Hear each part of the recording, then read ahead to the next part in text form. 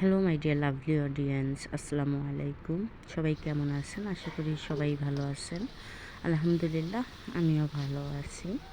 তো আজকে আপনাদের মাঝে আবারও একটা রান্নার ভিডিও নিয়ে হাজির হলাম। আশা করি সম্পূর্ণ ভিডিওটা কন্টিনিউ করবেন। তো আজকের রান্না আমার মগজ রান্না, যেটা খুব সহজেই আপনারা রান্না করে নিতে পারেন। তো শুরুতেই আমি মগজটা ভালো করে পরিষ্কার করে নিই।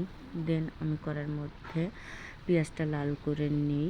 নেওয়ার পর ওখানে যে মশলাগুলো আছে পরিমাণ মতো সব ধরনের মশলাগুলো দিয়ে আমি মগজটা ওখানে ছেড়ে দিই। কারণ শুরুতেই কিন্তু আমি মগজটা বটির মধ্যে কেটে নিই না, কারণ আমি এভাবে সম্পূর্ণটা দেওয়ার পর আমি কেটে দিই, কারণ মগজ তো সহজেই কেটে দেওয়া যায়, কোনো সমস্যা হয় না।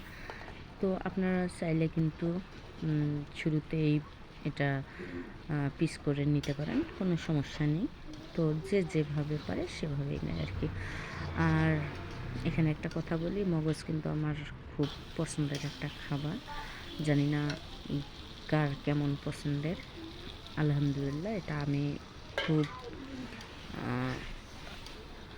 পছন্দের, অ্যান্ড খাওয়ার সময় আমি এটা আলহামদুলিল্লাহ ভালোই খেতে পারি। তো রান্নাটা দেখেন প্রায় হয়ে এসছে। রান্না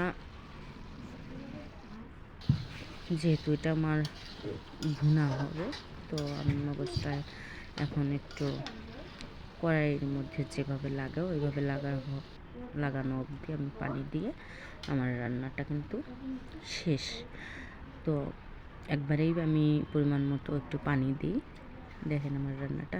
তো গাইস, রান্নাটা কেমন হলো অবশ্যই জানাতে ভুলবেন না। আর সব থেকে ভালো হয় কে কোন জেলা থেকে দেখতেছেন কমেন্ট করবেন। আল্লাহ হাফেজ অ্যান্ড টেক কেয়ার।